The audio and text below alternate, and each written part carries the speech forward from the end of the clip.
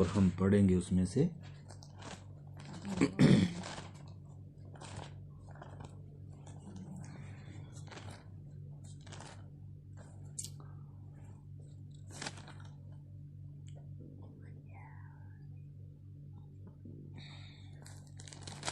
लूका 1 अध्याय और उसका 26 वचन से मैं पढ़ता हूं, आप ध्यान से सुनो। इधर लिखा, 6वें महीने में परमेश्वर की ओर से जिब्राइल स्वर्गदूत गलील के नासरत नगर में एक कुंवारी के पास भेजा गया, जिसकी मंगनी यूसुफ नाम दाऊद के घराने के एक पुरुष से हुई थी।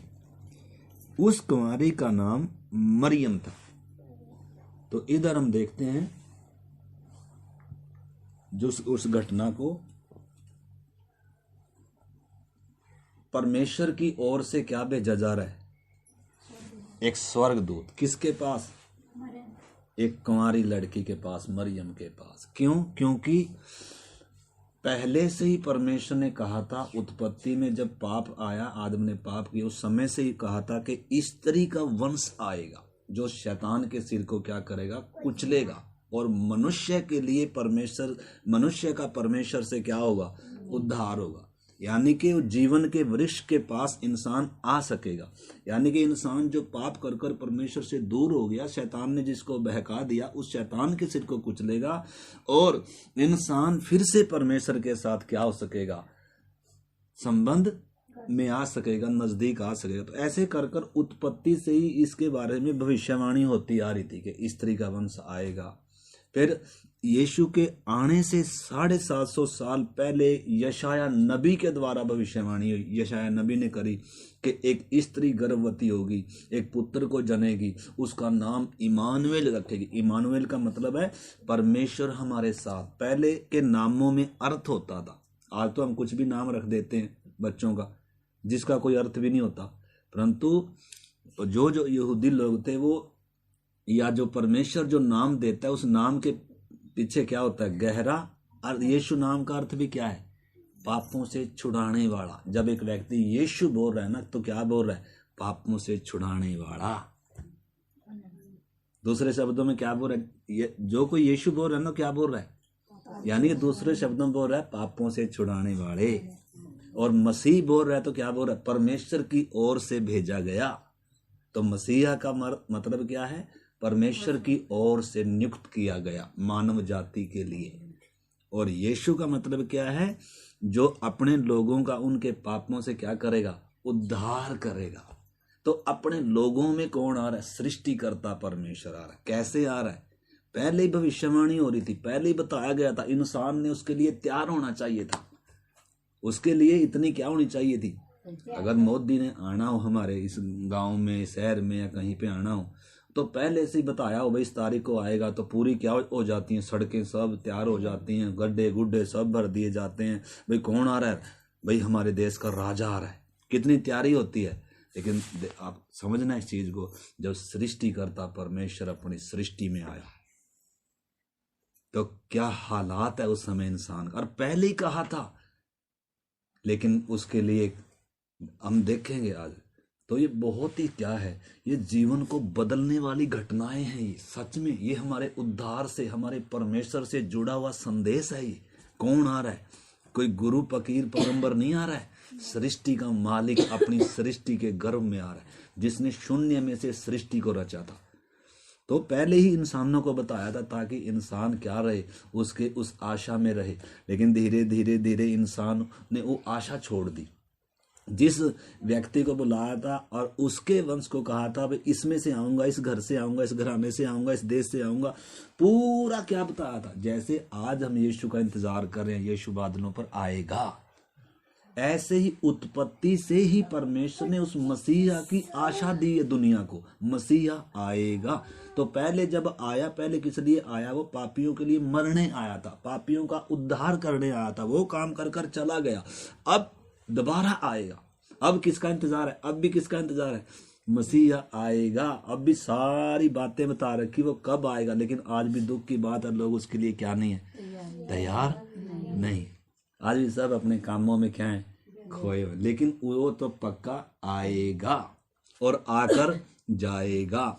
और उसके बाद 7.5 साल के बाद फिर सबके देखते देखते आए। यानी कि मनुष्य जाति को हर समय मसीह में क्या है? आशा है। आदम से लेकर संपूर्ण मानव जाति को किसी में आशा है? मसीह में आशा है। और कोई उद्धार का रास्ता नहीं है। जो यीशु के आने से पहले थे, जितने दुनिया पैदा हुई, उनको भी परमेश्वर ने बताया था कि यीशु आएगा, उसकी तरफ देखो। वो जितने बलिदान चढ़ते थे वो सारे यीशु मसीह की छाया थे। यीशु मसीह को दिखाते थे कि यीशु मसीह वास्तव में वो बलिदान होगा जो संपूर्ण मानव जाति का क्या होगा? उद्धार करता होगा। लेकिन इंसान की छोटी बुद्धि है, क्या नहीं कर पाता, समझ नहीं पाता। और इंसान जब से पाप में गिरा है, मतलब पाप से इतना प्रभावित हो गया कि परमेश्वर के वचनों पर, परमेश्वर की बातों पर, परमेश्वर की आत्मा की बातों पर इसका क्या नहीं लग पाता मन। इसका मन जैसे एक साइकिल, कोई चीज एक्सीडेंट हो जाती है, वो टेढ़ी चलती है। क्यों? क्योंकि एक्सीडेंट हो गया, वो टेढ़ी ही चलेगी, टेढ़ी ही चलेगी। ऐसे ही इंसान शुरू से क्या चलता है? टेढ़। इसकी सोच टेढ़ी होगी। इसका जो पूरा क्या हो गया? पूरा बिगड़ गया। पाप ने इंसान को पूरा क्या कर दिया? बिगाड़ दिया। इसलिए अब सृष्टिकर्ता को आना पड़ेगा, इसके लिए मरना पड़ेगा, पवित्र लहू बहाना पड़ेगा इसको सीधा करने के लिए। बहुत ये चीज अगर आप लोगों को समझ में आ गई ना, ये चीज मैं फिर से कह रहा हूं, ये चीज आपकी जिंदगी को बदलने वाली। बहुत बार हम समझ नहीं पाते। हम सोचते हैं बस यीशु तो, इसलिए हमें यीशु के पास जाना है, आशीष पाना है, और दुनिया की आशीष चंगाई ये। अरे ये तो कुछ भी नहीं है। परमेश्वर के पास हमें देने के लिए क्या है? बहुत कुछ है जो कभी मिटेगा ही नहीं। ये चंगाई चुंगाई तो सब, धरती की चीजें तो सब क्या है? थोड़े समय के लिए कूड़े कबाड़ की तरह ये तो सब जलने जा रहा है। चाहे सोना चांदी कोठी बंगला कुछ भी हो, ये सब क्या होने जा रहा है? नाश होने जा रहा है। परमेश्वर हमें वो देना चाहता है जो अनंत काल तक रहेगा, जो कभी मौत भी जिसको क्या नहीं कर सकती, छीन नहीं सकती। आपको मालूम है इंसान का सबसे बड़ा शत्रु कौन है? मौत। इधर से पकड़ के लेके जाएगी मौत। और अनंत काल की नरक की आग है वास्तव में मौत। इतनी बड़ी सजा है पाप की। तो हमने समझना, हमारे पाप की कीमत कौन अदा कर सकता है? एक ही है, सृष्टिकर्ता कर सकता है। तो हम इधर देखते हैं, लिखा है उन दिनों में, लिखा है 6वें महीने में परमेश्वर की ओर से जिब्राइल स्वर्गदूत गलील के एक नासरत नगर में भेजा गया।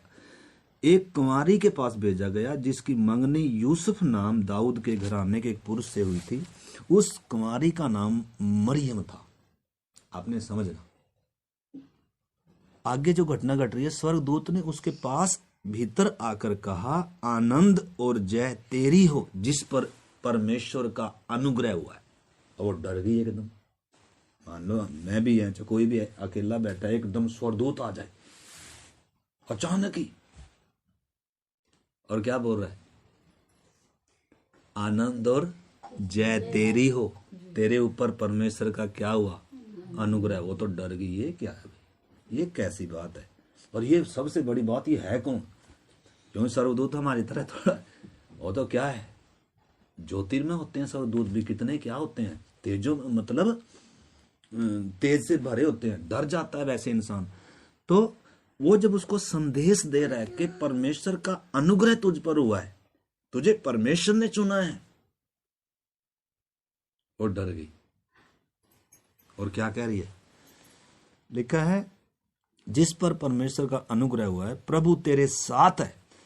वह उस वचन से बहुत घबरा गई और सोचने लगी कि वह किस प्रकार की बातें हैं, किस प्रकार का ये अभिवादन है।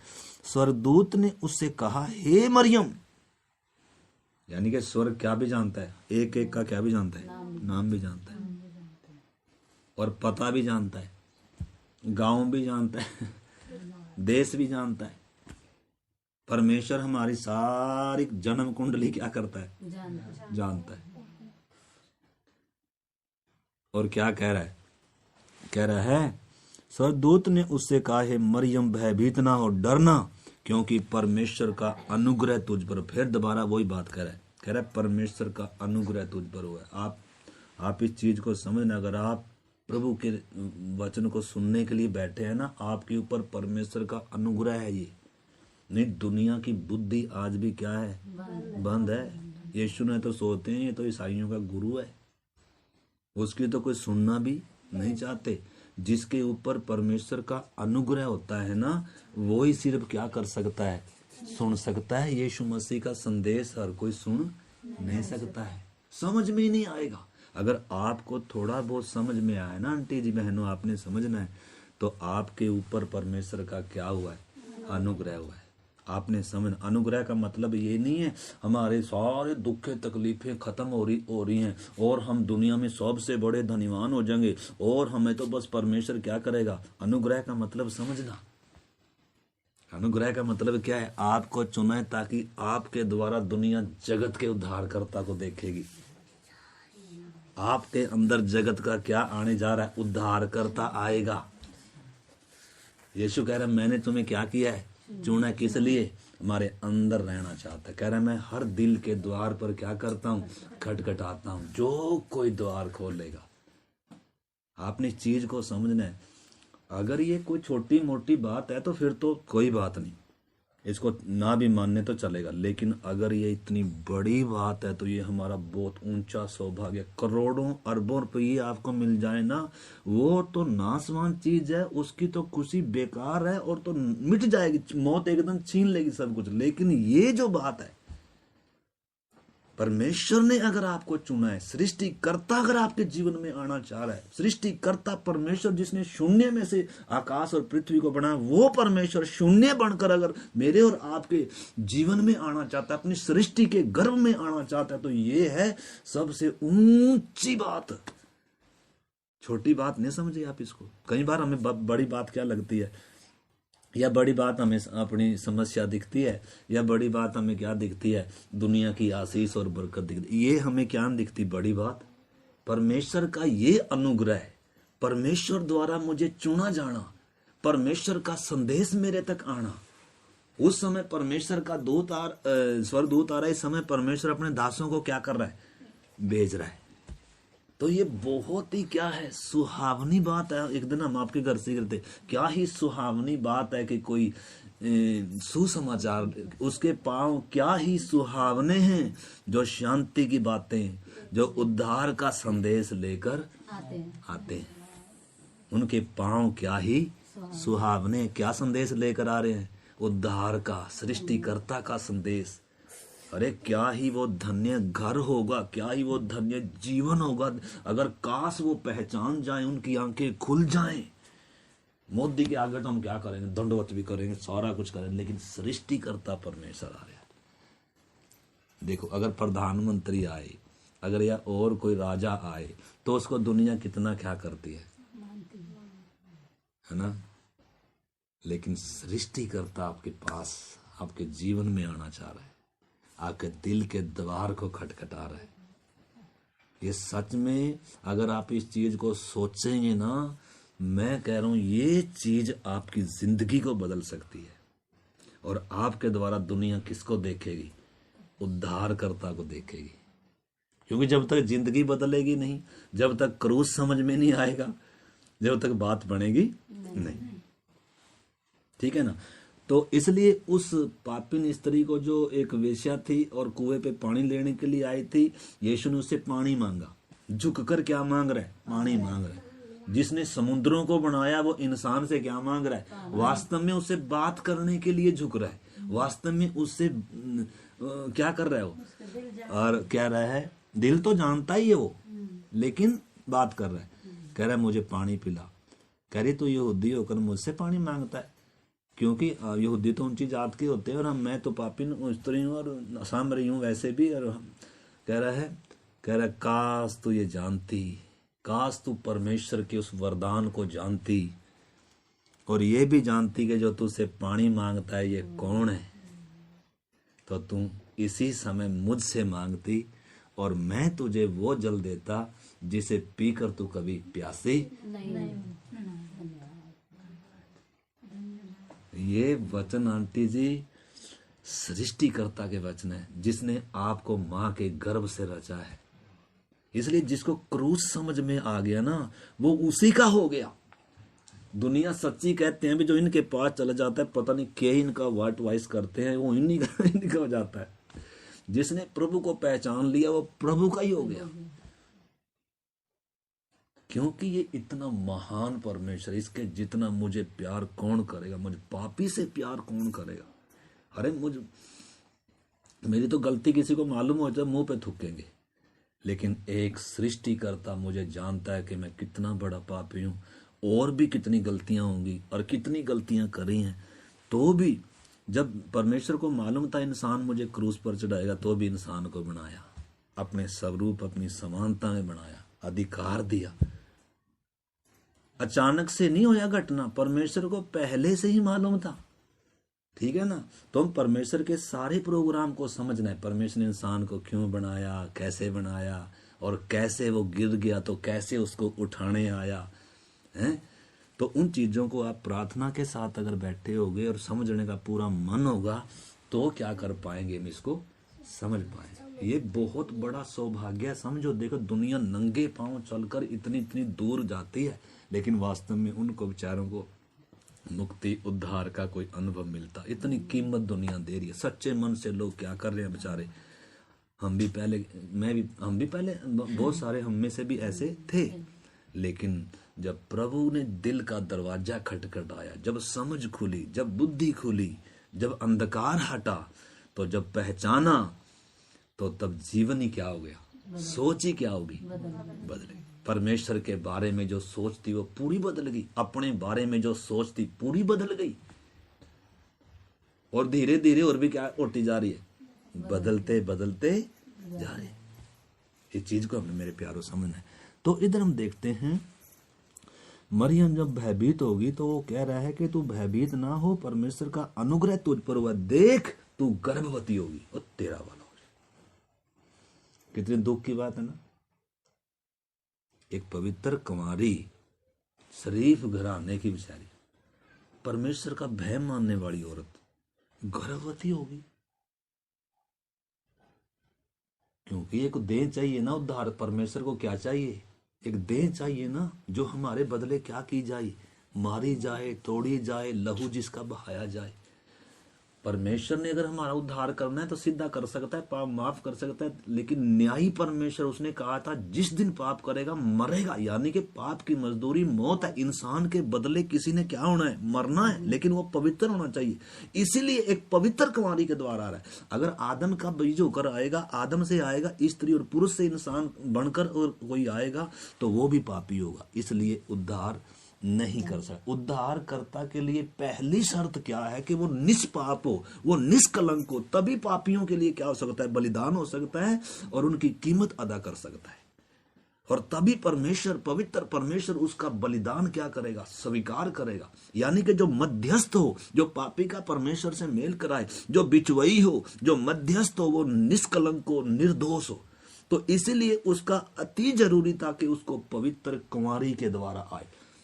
वैसे तो वो जैसे आदम को मिट्टी से बनाकर उसके नथनों में अपने जीवन का श्वास फूंक दिया, परमेश्वर ऐसे भी एक देह तैयार कर सकता है।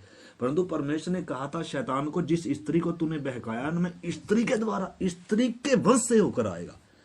वंश अक्सर किसका चलता है, इंसान का चलता है। औरत तो मिट्टी के समान है, ठीक है ना। अगर बच्चा होना है तो स्त्री और पुरुष के द्वारा ही संभव है, परंतु ये परमेश्वर की ओर से है। लिखा परमेश्वर की ओर से, परमेश्वर की ओर से कुछ भी क्या नहीं है, असंभव नहीं है। उसने शून्य में से क्या रच कर रखा सृष्टि को, और पृथ्वी बड़ी तेजी से क्या हो रही है, आज भी घूम रही है। किसकी सामर्थ्य से, परमेश्वर की सामर्थ्य। इसलिए उसके लिए कोई क्या नहीं है, मुश्किल नहीं। शून्य में से सृष्टि को रच रखा, इस चीज को आपने समझना है। तो उसके लिए एक पवित्र कुंवारी के द्वारा एक देह धारण करना कोई क्या नहीं है, लेकिन लोगों के लिए क्या है, वो तेरा वाला। जब लोगों को पता चलेगा पवित्र कुंवारी गर्भवती है, तो कैसा व्यवहार करेगा, कैसा होगा, लोग हार खा लेंगे। शाबाशी देंगे? कोई मानेंगे? ये मानने का विषय है ही नहीं। आप कैसे मनाओगे? हे मरियम, तू कैसे मनाएगी लोगों को कि मैंने कोई पाप नहीं किया? आज भी इतना आसान नहीं है लोगों को बताना कि मैंने कोई धर्म नहीं बदला, मैं सही हूं। कोई मानने का क्या? और अगर वो आपके जीवन में आएगा तो आपका जीवन क्या लोग शाबाशी देंगे क्या? क्या बोल रहे हैं? क्या बोल रहे हैं बहन जी? लेकिन हम क्या सोचते हैं, अरे लोग कुछ ना बोले, इसलिए लोगों से भी हम क्या रहते हैं, मिले जुले।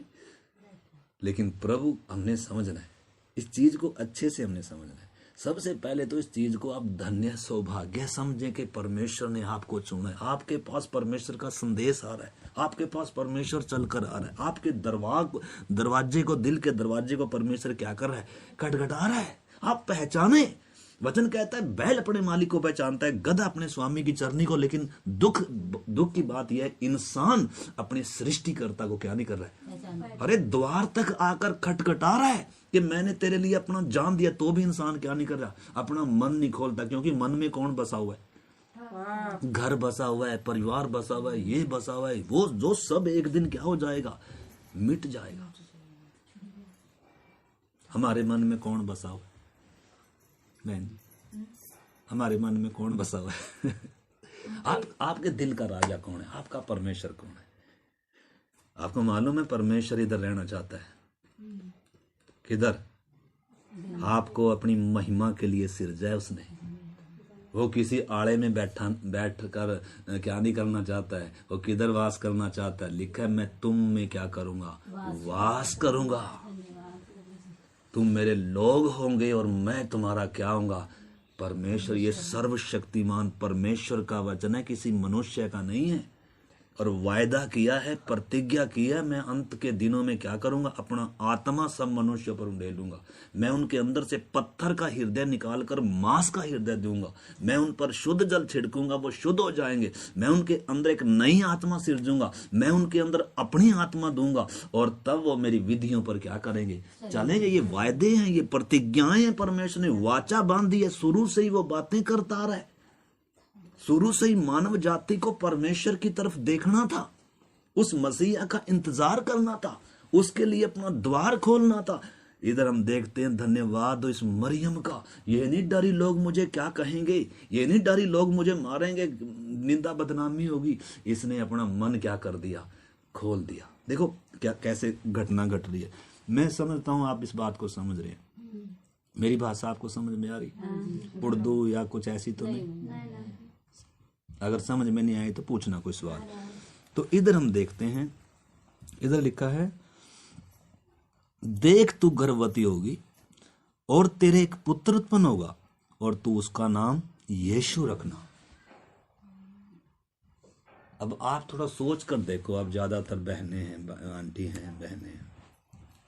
एक ऐसे जो लड़की बेचारी साफ सुथरी है और मतलब एक शरीफ घराने की और ऐसी लड़की है, अगर उसके जीवन में ऐसी घटना घटेगी तो लोग कैसा व्यवहार करेंगे? हैं? कोई मानेगी? कोई मान नहीं सकती है। लेकिन कौन मानेगी? जिसके ऊपर परमेश्वर का अनुग्रह हुआ है। इस चीज को आपने समझना, आपने मानना क्यों है इस चीज को, यीशु को उद्धार करता क्यों मान रहे हो? आपके ऊपर परमेश्वर का अनुग्रह हुआ है। नहीं, इस बात को तो दुनिया मान ही नहीं सकती जिस पर परमेश्वर का क्या ना हो। इसे लिखा है, उद्धार परमेश्वर के अनुग्रह का दान है। परमेश्वर का अनुग्रह है ये कि आपकी समझ खुली, आपकी बुद्धि खुली, आप यीशु के पास आ रहे हैं। यानी कि ये छोटी बात नहीं है, क्योंकि शैतान ने दुनिया की बुद्धि को क्या करके रखा हुआ है, सील करके रखा हुआ। आप पढ़ सकते हो 2 कुरिन्थी 4:4 यही कहता है। लिखा है, उन अविश्वासियों को जिनकी बुद्धि को इस संसार के ईश्वर ने क्या कर दी, अंधी कर दी। क्यों? किस बात के लिए अंधी?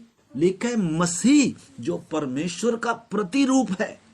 मसीह, यीशु मसीह जो परमेश्वर का प्रतिरूप है, जो परमेश्वर स्वयं है, जो परमेश्वर का प्रतिरूप है। लिखा है, उसके इस तेजो में सुसमाचार का संदेश उनके ऊपर ना चमके, इसलिए उनकी बुद्धि को क्या करके रखा हुआ है, बंद करके रखा है।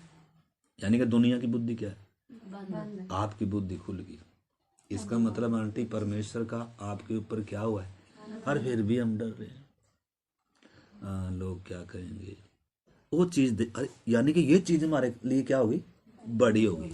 छोटी क्या कर दी हमने, सृष्टिकर्ता ने मुझे चुना है, और वो मेरे, अगर सृष्टिकर्ता मेरे जीवन में आना चाहता है तो मैं दुनिया में सबसे सुरक्षित व्यक्ति हूं और धन्य व्यक्ति हूं।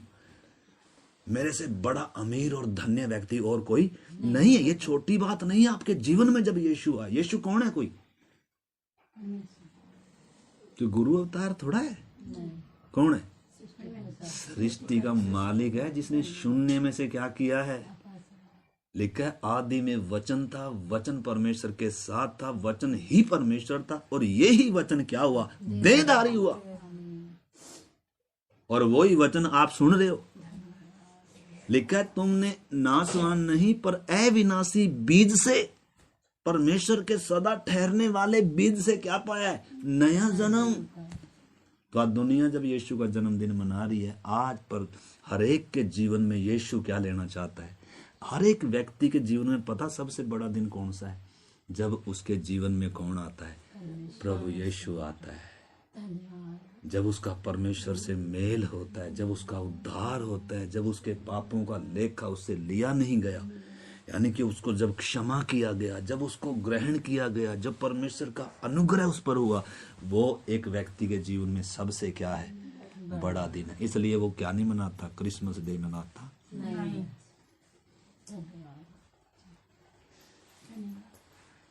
परंतु बहुत सारे लोग बेचारे अनजाने में कर रहे हैं। चलो जो कर रहे हैं कोई बात नहीं, करने दो, पर हमने समझना है।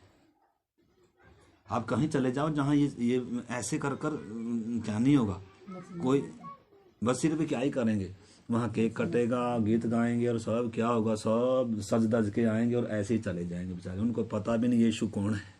वो सिर्फ सेंटा क्लोज को दिखाएंगे, पेड़ सा दिखाएंगे, ये करेंगे वो करेंगे, बस वचन से कोई मतलब ही नहीं। यीशु कौन है उसके बारे में आप टीवियों में भी देख ले, बस थोड़ा बहुत नाम के वास्ते करेंगे, ताकि दुनिया बिल्कुल ही ये ना सोचे भी इधर तो कुछ भी नहीं है। क्योंकि शैतान ने लोगों की बुद्धि को क्या करके रखा हुआ है, बांध कर रखा है, ताकि सारी बातें जान लें, सारा ज्ञान पालें, सब कुछ हासिल कर लें। लेकिन यीशु जो परमेश्वर का प्रतिरूप है, उसके इस सच्चे सुसमाचार का प्रकाश, ये सत्य उनके ऊपर ना चमके। तो इस करके आपने समझना है। इधर जो हम देख रहे हैं, इधर हम देख रहे हैं कि तू उसका नाम यीशु रखना, वह महान होगा, परम प्रधान परमेश्वर का पुत्र कहलाएगा, और प्रभु परमेश्वर उसके पिता दाऊद का सिंहासन उसको देगा।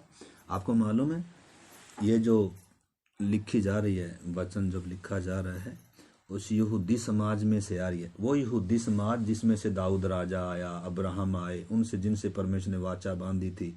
तो वो स्वर्गदूत क्या बता रहा है, भाई परमेश्वर ने जो वाचा बांधी थी कि दाऊद के वंश से आएगा, वो याद दिला रहा है।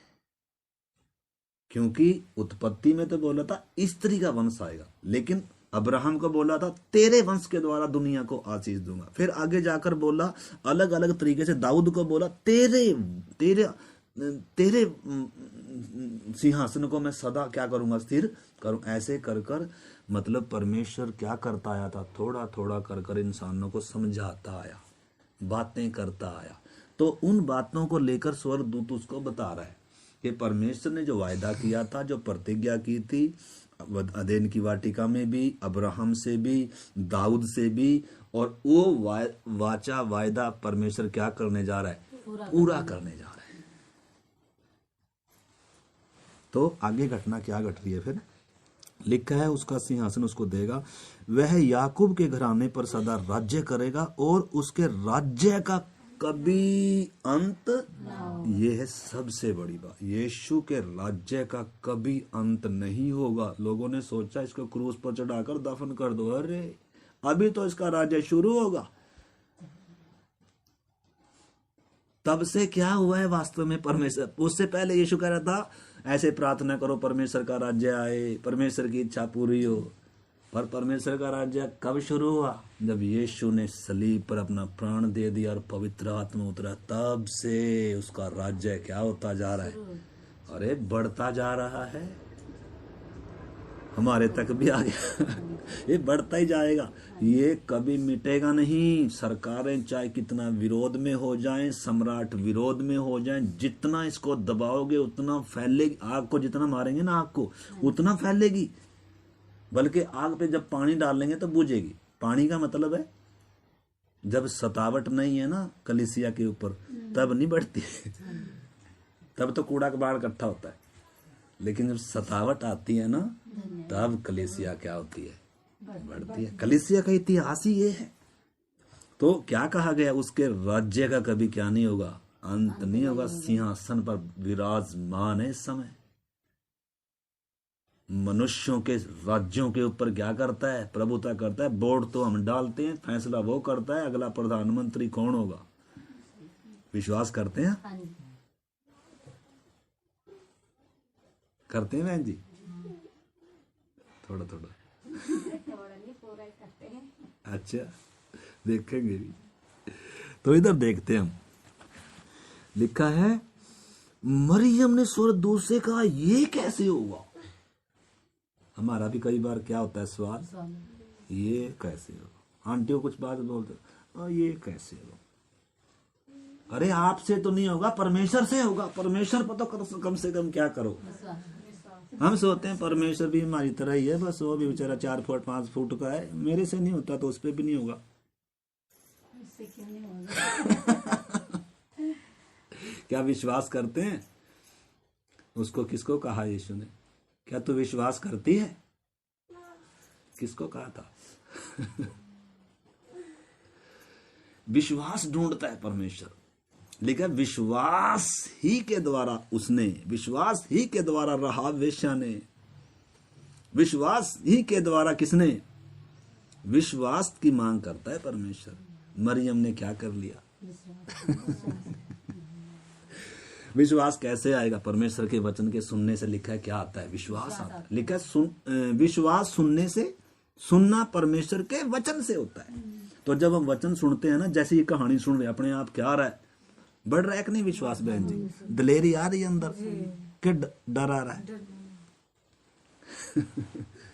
तो इधर हम देखते हैं वो बहन बेचारी डर गई, कह रहा है ये कैसे होगा।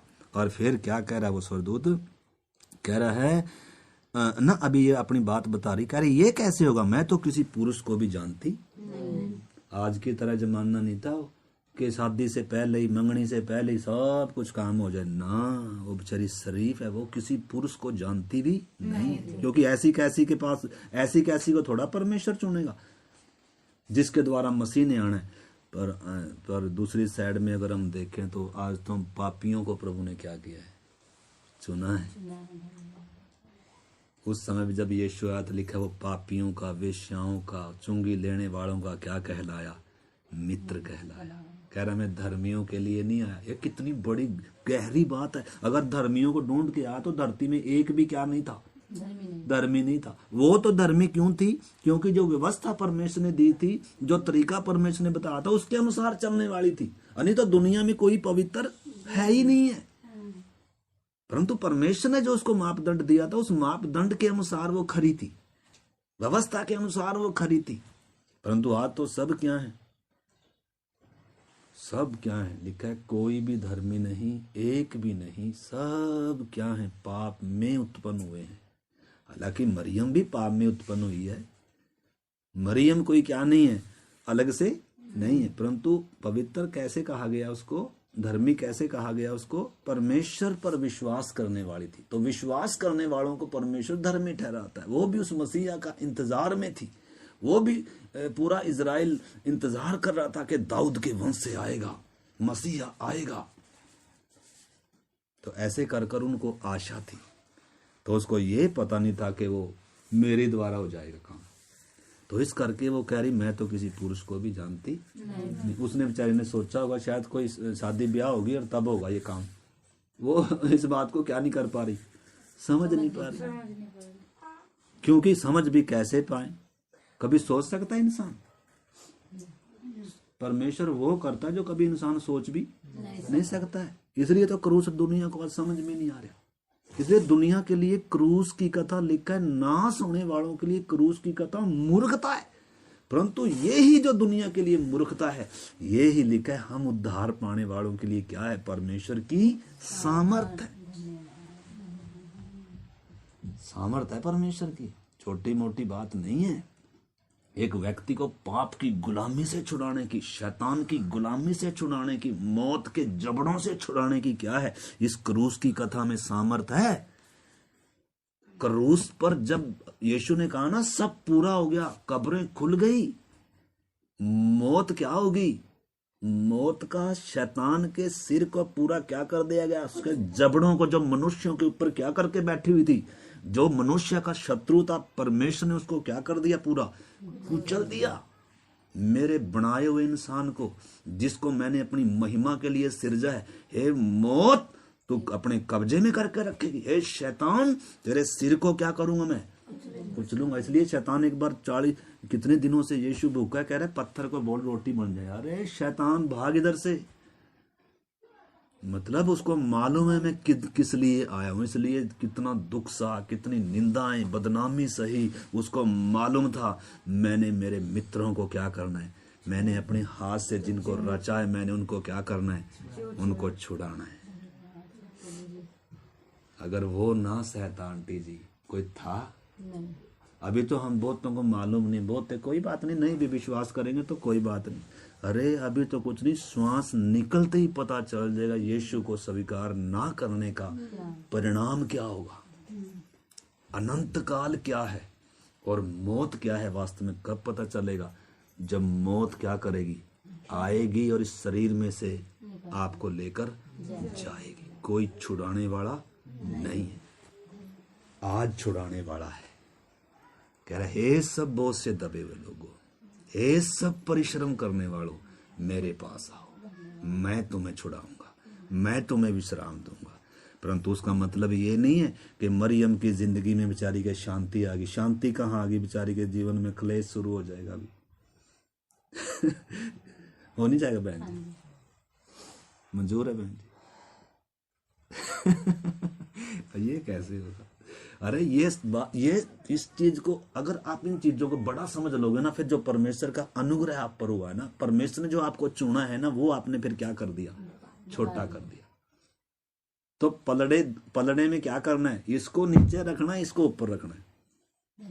यानी कि ये मेरे लिए क्या है, बड़ा विषय है कि मुझे परमेश्वर ने चुना है। चाहे सारा संसार चाहे विरोध में मेरे आ जाए, बस मेरा परमेश्वर मेरे साथ है, मुझे कोई परवाह नहीं है। लेकिन हम क्या हैं, परमेश्वर चाहे चला जाए, बस सारा दुनिया मेरे साथ रहे। अरे ये ना नाराज हो जाए, अरे ये ना, अरे भाई कोई बात नहीं, परमेश्वर संभाल लेगा, चिंता ना करो। आप पहले क्या कर लो, देख परमेश्वर कैसे संभालता है, देख इधर देख। अच्छा ये बेचारी डर रही थी, ये कैसे होगा, मैं तो पुरुष को जानती नहीं हूँ। स्वर्गदूत ने उसको उत्तर दिया, पवित्र आत्मा तुझ पर उतरेगा और परम प्रधान परमेश्वर की सामर्थ तुझ पर छाया करेगी, इसलिए वह पवित्र जो उत्पन्न होने वाला है वह परमेश्वर का पुत्र कहलाएगा।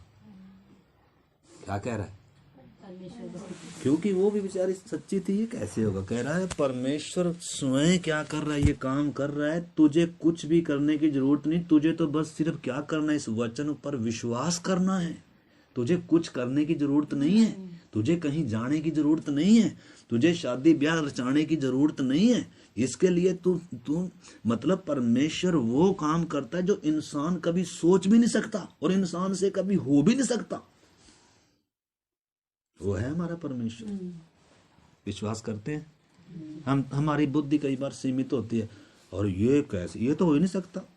हाँ निश्चय हमारे लिए तो ये कभी हो ही नहीं सकता, लेकिन परमेश्वर के लिए कुछ भी क्या नहीं है असंभव। वो असंभव को संभव करने वाला परमेश्वर है। ये काश हमारे मनों में ये बातें बैठ जाएं, ये विश्वास हमारे अंदर आ जाए, इस वचन को सुनते सुनते ये विश्वास हमारे अंदर आ जाए। तो इधर देखो आप घटना, इधर लिखा है, कह रहा है ये परमेश्वर की ओर से होगा। और लिखा है फिर उसको कहा कि अच्छा तुझे और सबूत मिल जाए, थोड़ा सा तुझे तसल्ली आ जाए, ऐसा कर, तेरी एक रिश्तेदारनी है उसके पास जाकर तो पता कर, वो छठे महीने, अभी उसको छठा महीना है, वो भी बूढ़ी है, वो वास्तव में उसको जो बच्चा होने वाला है वो यीशु का अगर दूत के बारे में कहा गया है कि यीशु के राजा, जैसे राजा आता है ना, राजा से पहले एक मार्ग तैयार करने वाला आता है, तो परमेश्वर ने किसको भी भेजा, यीशु के आगे, जो इसलिए कहा गया था भविष्यवाणी में कि उसके आगे एक दूत भेजा जाएगा जो उसके लिए मार्ग क्या करेगा, तैयार करेगा।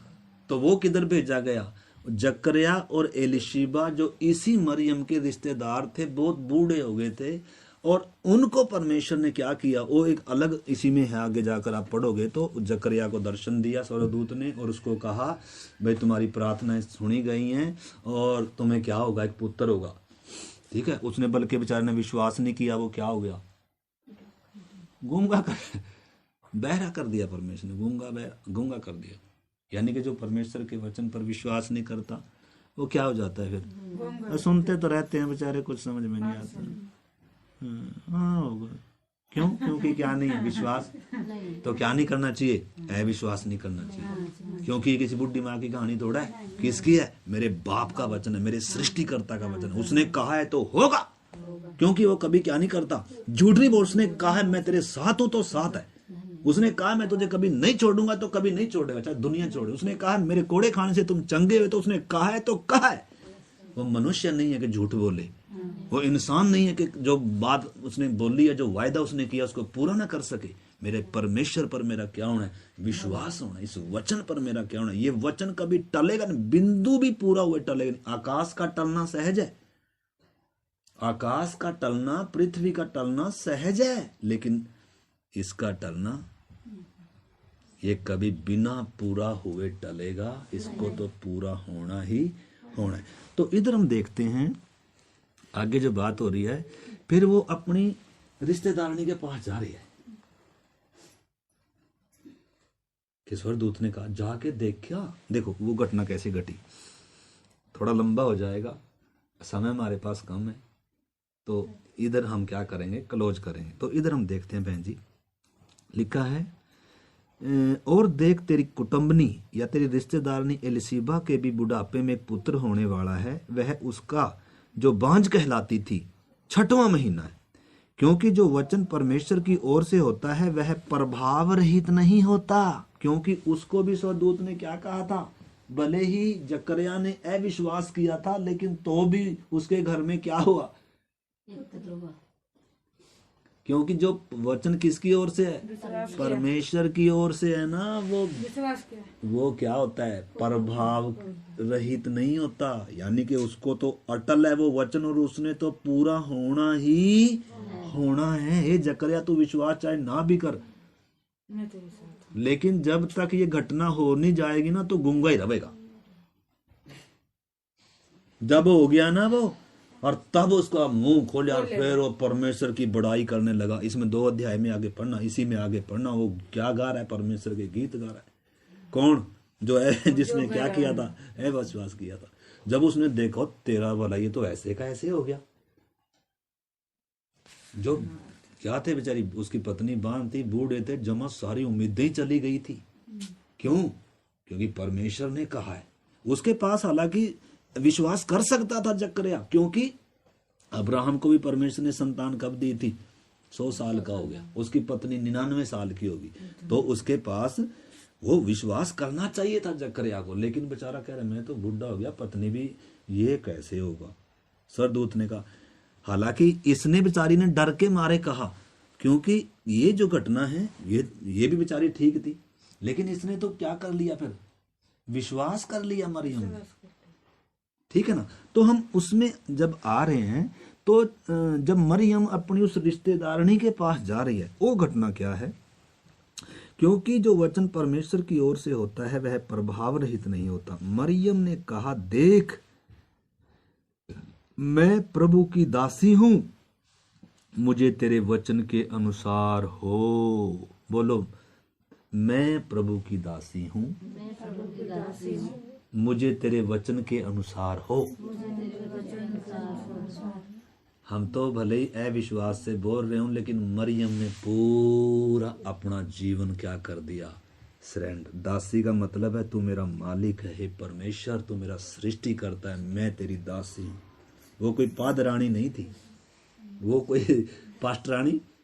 दासी का मतलब परमेश्वर को समर्पित, चाहे जो मर्जी हो, मुझे तेरे वचन के अनुसार, मेरी मर्जी नहीं तेरी मर्जी। जब इसने मरियम ने ये बात को सरेंडर कर दिया माता जी, और तब फिर क्या, स्वर्गदूत उसके पास से ये संदेश देकर चला गया। और ये फिर किधर जा रही है अब लिखा है, उन दिनों में मरियम उठकर शीघ्र ही पहाड़ी देश में यहूदा के एक नगर में गई और जकरिया के घर में जाकर एलिशिबा को नमस्कार किया। अपनी उस जिसके बारे में स्वर्गदूत ने बताया था कि उसको भी बच्चा होने वाला है, जो बांझ थी, जो बूढ़े हो गए थे, उधर जाकर क्या कर ले, अपनी रिश्तेदारी को तो चेक कर ले है भी है कि नहीं। तो इसका विश्वास बढ़ाने के लिए, ताकि इसको, क्योंकि अकेली है बेचारी, लड़की है बेचारी, है कैसे, क्योंकि इतना आसान भी नहीं है। तो धन्यवाद दें, परमेश्वर ने हमें भी क्या दिया है, हर रोज विश्वास बढ़ाने के लिए हमें भी क्या दिया है, वचन दिया, संगति दिया, ताकि हम या क्या सोचें भाई ये जो बोल रहा है ना प्रभु ने सच है। ऐसे ही मरियम के पास तो दूसरा बेचारी के पास संगति के लिए कोई है नहीं है, किसको बताए ये बात। लेकिन जो स्वर्गदूत ने बताया था, उधर जाकर देख, उधर है कि विश्वासी, उधर भी क्या है, परमेश्वर के वचन पर।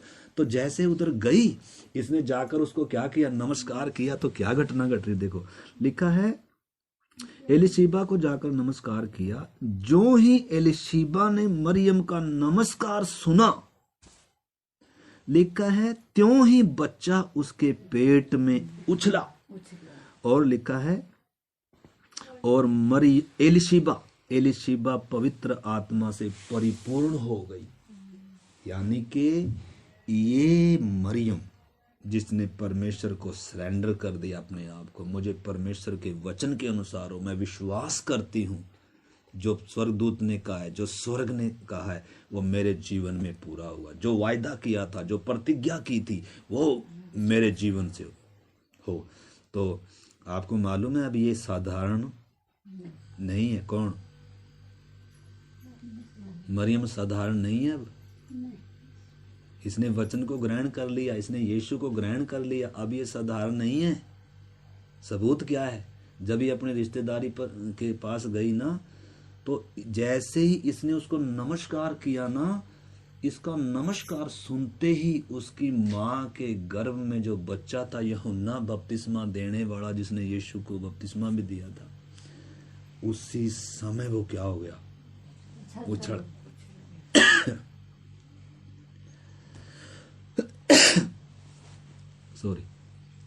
उसी समय यूहन्ना बपतिस्मा दाता गर्भ से क्या था, पवित्र आत्मा से परिपूर्ण था। और उसकी माँ क्या कह रही है, एलिशिबा थी जो बूढ़ी थी, उस बच्चे की माँ जिसके पेट में 6 माह का बच्चा था जो उछड़ा, वो भी पवित्र आत्मा से परिपूर्ण होगी। यानी कि ये बहन मरियम अब जिसके पास जा रही है, इसका शब्द सुनते ही लोग पवित्र आत्मा से क्या हो रहे हैं, परिपूर्ण हो रहे हैं।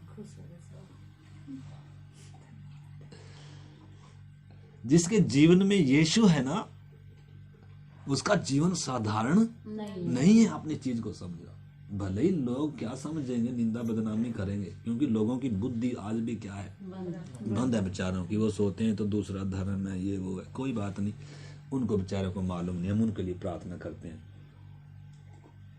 कि प्रभु उनकी भी क्या खोले, समझ खोले, ठीक है ना।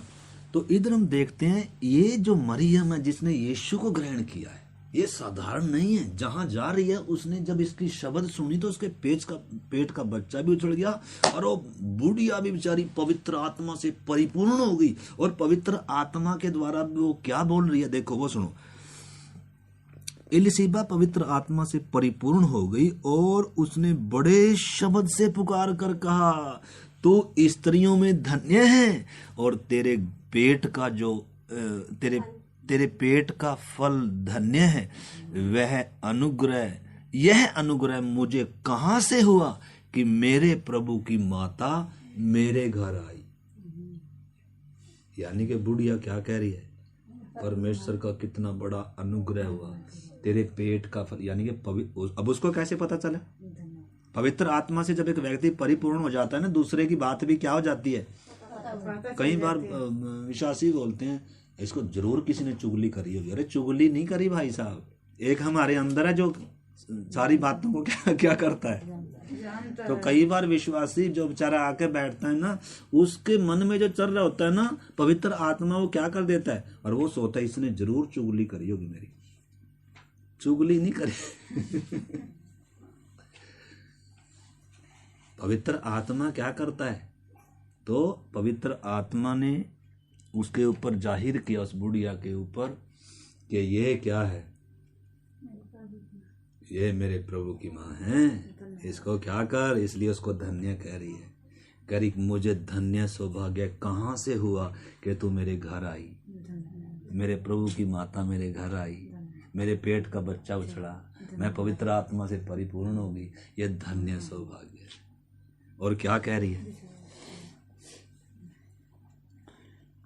कह रही है मेरे प्रभु की माता आई, कह रहा देख जो ही तेरे नमस्कार का शब्द मेरे कानों में पड़ा, त्यों ही बच्चा मेरे पेट में आनंद से उछल पड़ा।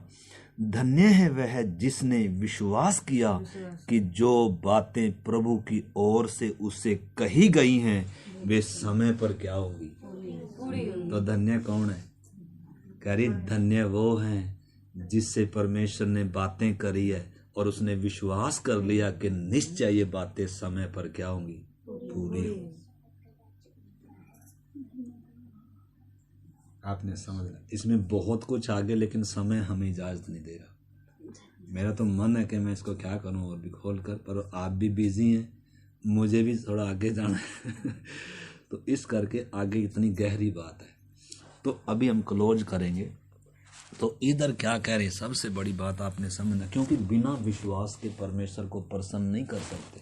विश्वास ही था जब रहाब वेश्या ने कहा, आपने रहाब वेश्या के बारे में सुना होगा, अब्राहम के बारे में सुना होगा, नूह के बारे में सुना होगा। अब जब नूह को परमेश्वर ने कहा जल प्रलय आएगा, आज तक जल प्रलय आया नहीं था, दुनिया कभी ऐसे नाश नहीं हुई थी, लेकिन परमेश्वर ने कहा था, इसलिए अब नूह ने क्या कर लिया, उसके ऊपर विश्वास कर लिया। हम कई बार क्या नहीं करते, बोला तो है पास्टर जी क्या करें, ये कैसे होगा। किस पर विश्वास नहीं है, परमेश्वर पर विश्वास। निश्चय एकदम पूरा नहीं होगा, लेकिन एक समय आएगा, क्या होगा, लिखा है ना, धन्य है वह जिसने विश्वास किया कि जो बातें प्रभु की ओर से उससे कही गई हैं वे क्या होंगी, एक दिन पूरी होंगी। नूह ने ये विश्वास किया, रहाब वेश्या ने ये विश्वास किया, मरियम ने ये विश्वास किया, अब्राहम ने ये विश्वास किया। अब्राहम को बोला था एक दिन तेरा वंश इस तारा गणों के, अगर कोई तारा गण को गिन सकेगा तो तेरे वंश को गिन सकेगा। किसको कहा था, जो बूढ़ा था बेचारा, जिसकी पत्नी भी और दोनों बूढ़े थे, कैसे वो भी तो हमारे समान था, लेकिन उसने क्या कर लिया, परमेश्वर की बात पर, वचन पर विश्वास कर लिया। और जब विश्वास किया तो ये बात पूरी हुई कि नहीं हुई, पूरी होगी भाई, ठीक है ना। तो इस करके अभी इधर हम क्लोज कर रहे हैं। तो तब मरियम क्या कर रही है, देखो, तब मरियम ने कहा मेरा प्राण प्रभु की बड़ाई करता है और मेरी आत्मा मेरे उद्धार करने वाले परमेश्वर में क्या हुई है, आनंदित हुई है, क्योंकि अब उसने अपनी दासी की दीनता पर क्या करी है, दृष्टि करी है। मतलब अपने आप को क्या मान रही है, वो इतनी धन्य, वो ये नहीं देख रही है लोग क्या कहें, उसकी तरफ उसका ध्यान नहीं। मेरे प्यारे भाई बहनों, निश्चय के थोड़ा बहुत दुख तकलीफ आती है, घर के लोग खिलाफ हो जाते हैं, अपने ही लोग खिलाफ हो जाते हैं। देखो यीशु भी जब आया तो अपनों में ही आया, अपनों ने क्या ग्रहण किया क्या, इसलिए यीशु ने कहा अपने ही लोग क्या करेंगे आप, क्योंकि वो जानते नहीं उनकी विचारों की आज भी क्या है, अकल बुद्धि बंद है। ये तो धन्यवाद दें कि आपकी बुद्धि क्या होगी, खुल गई। तो इस करके मेरे प्यारे भाई बहनों, हमने समझा ये हमारी बहन हमारी तरह तो थी, ये कोई विशेष थोड़ा थी, इसको भी इज्जत थी, इसको भी डर था, इसका भी घर था, ये भी हमारी समान थी। क्या हमारी ज्यादा इससे? क्या ये अलग थी, पत्थर की थी, हम मांस के हैं? हमारे समान तो थी ये बेचारी। इसने क्या कर लिया? पर परमेश्वर के वचन पर विश्वास कर लिया। और विश्वास ही नहीं किया, अब ये क्या भी है, आनंदित भी क्या कह रही है, मेरा प्राण मेरे प्रभु की बड़ाई करता है और मेरी आत्मा मेरे उद्धार करता परमेश्वर में क्या हुई है? आनंदित। क्यों? क्योंकि उसने मुझ दीन पर, अरे मुझ मिट्टी पर उस परमेश्वर ने, वो महान परमेश्वर ने क्या करी? अनुग्रह की दृष्टि करी। अरे मेरे गर्भ में, मेरी कोख में कौन? सृष्टि का मालिक, पूरे यूनिवर्स का रचने वाला एक सृष्टि की कोख में आ रहा है, और वो भी सौभाग्य किसको? मुझे। यानी कि वो अपने इस सौभाग्य के प्रति कितनी क्या है? धन्यवादित है। उसको ये नहीं दिख रहा कि अब मेरे साथ क्या बीतेगी, उससे परमेश्वर निमिट लेगा, उसकी चिंता ना करें। परंतु आप इसमें क्या हो जाए? आनंदित हो जाए। हम इसमें भी नहीं आनंदित होते, इस बात में भी नहीं हम खुशी होते, ना धन्य समझते खुद को, और हम दूसरी बात में क्या रहते हैं? चिंतित रहते हैं। परंतु हम विश्वास करते रहे, कोई बात नहीं, परिस्थिति चाहे कितनी भी विपरीत हो, आप आगे जाके कभी मौका मिलेगा देखेंगे मरियम के जीवन में, बेचारी के जीवन में कितनी समस्या आई, तो भी फिर क्या नहीं हो, निराश नहीं। इसका पति इसको कैसे, जिसके साथ इसकी मंगनी और कैसे स्वीकार करेगा? वो तो बोलेगा जी मैं कैसे, ये तो क्या है। तो इसके जीवन में भी क्या आई? क्या समस्या आई? वो कह रहा है, इसका जो होने वाला पति था कह रहा है ये तो क्या है, ये इसका चरित्र सही नहीं है, ये तो क्या, मैं तो इसे छोड़ दूंगा। देखो वो वचन पढ़े, फिर प्रार्थना करते हैं। वो मैं बीच में काट रहा, बहुत कुछ है सीखने का, लेकिन वो शब्द मैं बता के और फिर प्रार्थना करता हूँ। मत्ती में आ जाए, मत्ती की अंजील और उसका यीशु का जन्म कहाँ है? धन्यवाद प्रभु।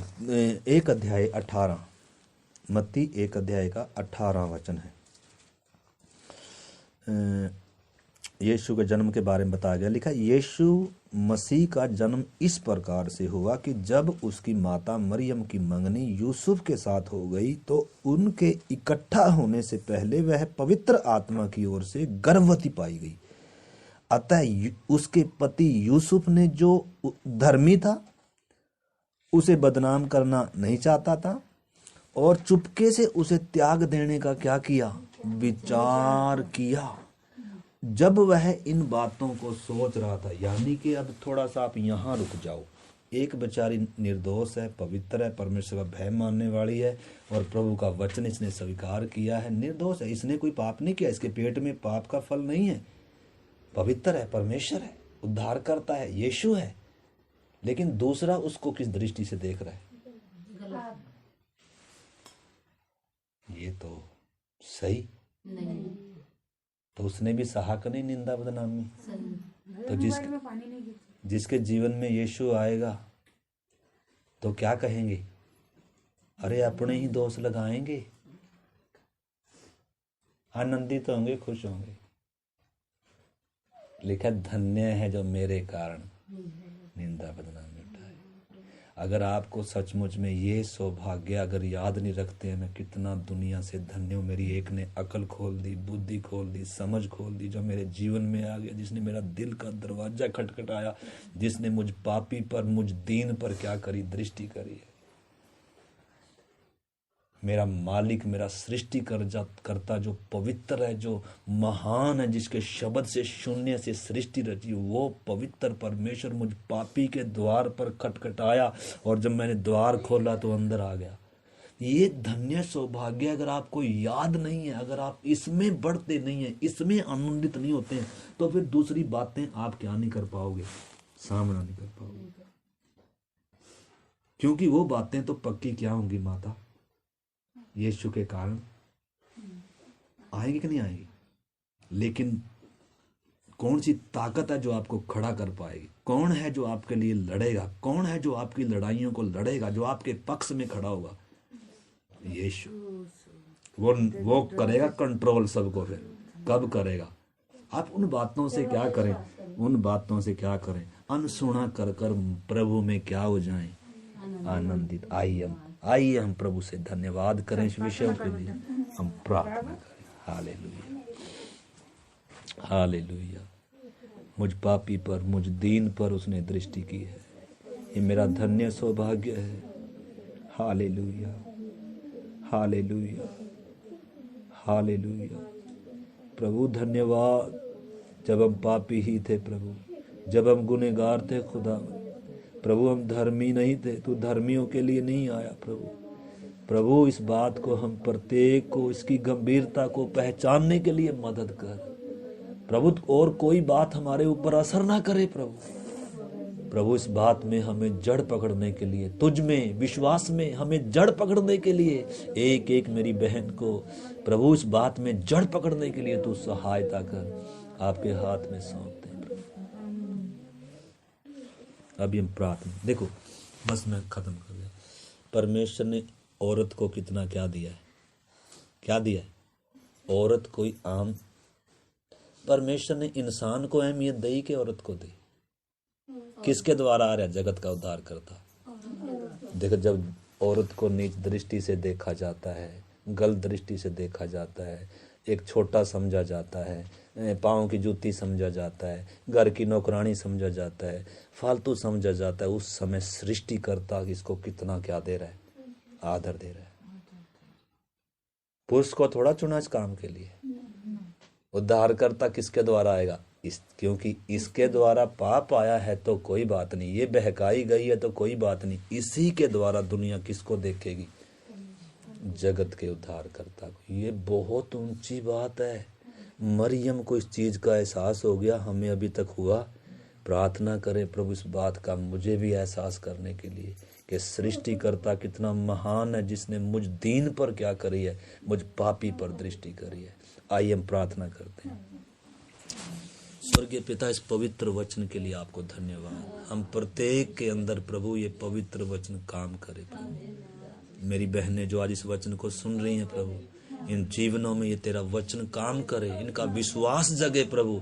परिस्थितियां चाहे कैसी भी विपरीत हो जाएं प्रभु, परिस्थितियों की तरफ नहीं, तेरी तरफ देखने के लिए प्रभु, इस धन्य सौभाग्य को पहचानने के लिए, तुझ पर विश्वास बढ़ने के लिए, तुझ में जड़ पकड़ने के लिए तू सहायता कर प्रभु। आपके हाथ में सौंपते हैं पिता। धन्यवाद करते हैं हमारी प्रार्थनाओं को सुनने के लिए पिता। ये प्रार्थना हमारे उद्धारकर्ता यीशु मसीह के नाम से मांगते हैं, आमीन। अब हमारे प्रभु यीशु मसीह का अनुग्रह, पिता परमेश्वर का प्रेम और पवित्र आत्मा की संगति और सहभागिता हम सबों के साथ हमारे महान प्रभु यीशु मसीह के आगमन तक होती रहे, आमीन। सबको जय।